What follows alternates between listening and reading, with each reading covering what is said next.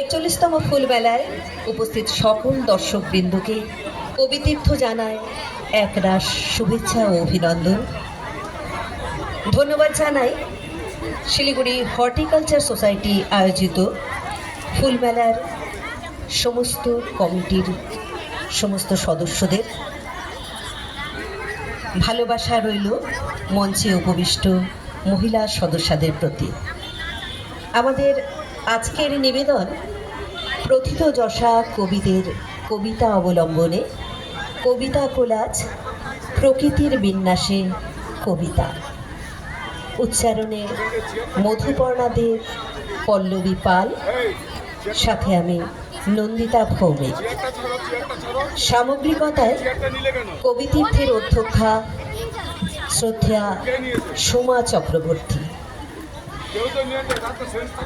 ধান কাটা মাঠ, পাণ্ডুর চাঁদ, গোধূলি ধূসর, মলিন সূর্যাস্ত, ঋতু পরিবর্তন, ফুলের গন্ধ, বাংলার জল স্থল প্রান্তর বারবার ফিরে এসেছে কবি বনানন্দ দাশের বাংলা কবিতায়।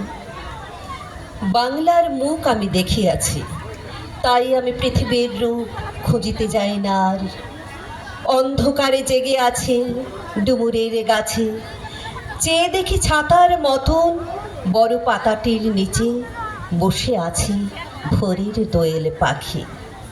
চারিদিকে চেয়ে দেখি পল্লবের স্তূপ, জাম, বট, কাঁঠালের, হিজলের, অশ্বত্থের করে আছে চুপ। ফণি মনসার ছোপে সটি বনে তাহাদের ছায়া পড়িয়াছে।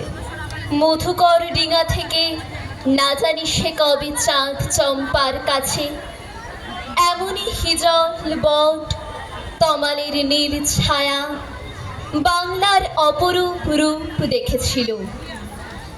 বেহুলাও একদিন গাঙুরের জলে ভেলা নিয়ে কৃষ্ণা দ্বাদশীর জ্যোৎস্না যখন মরিয়া গেছে নদীর চড়ায়, সোনালি ধানের পাশে অসংখ্য অসত্য বট দেখেছিল হায়। শ্যামার নরম গান শুনেছিল। একদিন আমরাই গিয়ে ছিন্ন খঞ্জনার মতো যখন সে নেচেছিল ইন্দ্রের সভায়, বাংলার নদী, মাঠ, ভাট ফুল ঘুঙুরের মতো তার কেঁদেছিল পায়।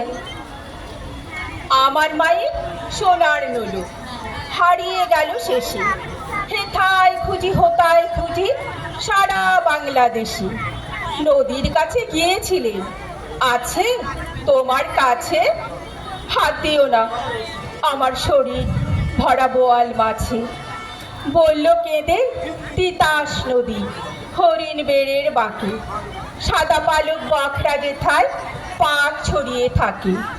জল ছাড়িয়ে দল হারিয়ে গেলেম বনের দিয়ে, সবুজ বনের হরির টিয়ে করে রে ছিকমে। বনের কাছে এই মিনতি ফিরিয়ে দেবে ভাই, আমার মায়ের গয়না নিয়ে ঘরকে যেতে চাই। কোথায় পাবো তোমার মায়ের হারিয়ে যাওয়া ধন? আমরা তো সব পাখ পাখালি বনের সাধারণ, সবুজ চুলে ফুল বেঁধেছি, নোলক পরিণাত। ফুলের গন্ধ চাও যদি নাও, হাত পাতো হাত পাতো।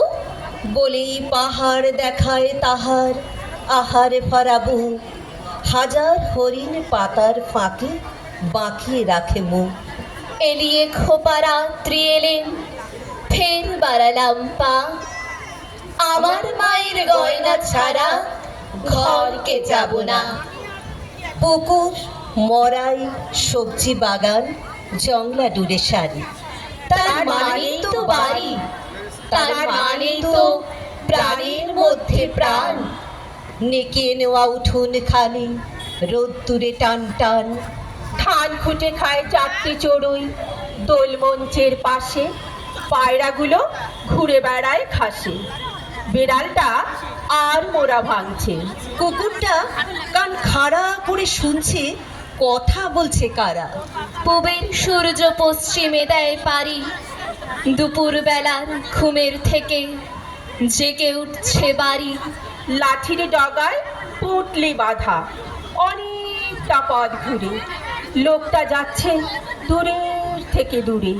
ওর চোখেও কি এমন একটা বাড়ির স্বপ্ন টানা? ওর মনেও কি গন্ধ ছড়ায় গোপন হাসনোহানা?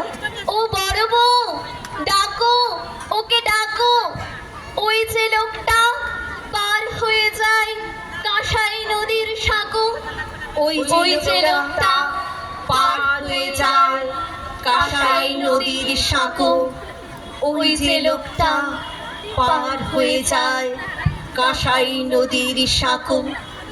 সকাল থেকে বলছি আকাশ ঢালো, একটু ঢালো। ঠিক 10টায় ঝমঝমাঝম বৃষ্টি হলেই ভালো। বৃষ্টি হলে ভেজার মজা, বৃষ্টিতে মন ভার। বৃষ্টি হলো সমস্ত দিক মিষ্টি অন্ধকার। বৃষ্টি হলে জানলা দুয়ার সব কটা দিশ খুলে। বৃষ্টি হলে হবেই হবে রেনি ডে স্কুলে। বৃষ্টি হলে ঘরের মধ্যে শুকোতে দিস কাপড়। বৃষ্টি হলে দুপুর বেলা খিচুড়ি আর পাঁপড়। বৃষ্টি হলে খাটের ওপর আরাম গুটিসুটি, অথবা চাই ক্যারাম কিংবা লুডো খেলার ঘুটি। বৃষ্টি হলেই আলসেমিতে সমস্ত দিন ক্ষয়। বৃষ্টি হলেই এই পৃথিবী ছোট্ট মনে হয়। গাছের কাছে গাছ, ফুলের কাছে ফুল কথাটি